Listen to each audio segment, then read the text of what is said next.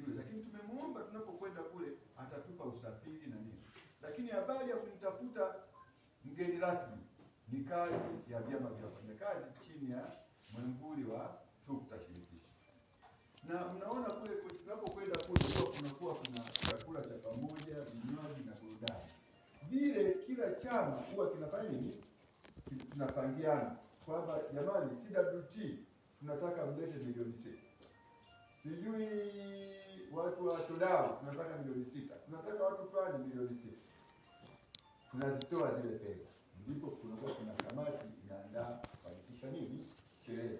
Sasa wenzetu hawako kwenye shirikisho, hawako kwenye mchango wowote kuchangia chochote, lakini anataka kuja aweze naye ashiriki sherehe na aweze kula. Jamani, hiyo ni haki?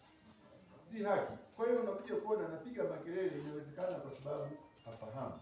Kwa hiyo ndio tumesema hizo sherehe. Kwa hiyo ukija pia kuna sasa Umoja wa Afrika Mashariki. Kuna Umoja wa Afrika kwa ujumla. Kwa hiyo kote kule kuna viongozi na vikao, kwa fedha zinakwenda kule. Kwa hiyo tunachangia kote. Lakini kuna afya na ukimwi.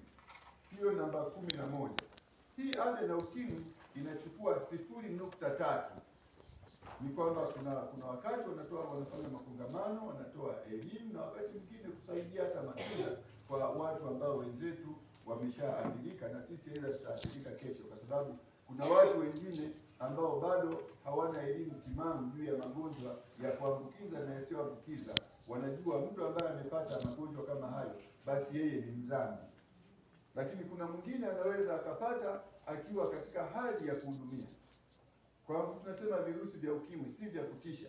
Sasa hivi tunatakiwa tuogope magonjwa kama kisukari, magonjwa ya pressure haya, ya moyo, hayo ndio yanayotisha. Ukipata kisukari au ugonjwa wa moyo, ni rahisi sana wewe kuweza kupoteza uhai wako.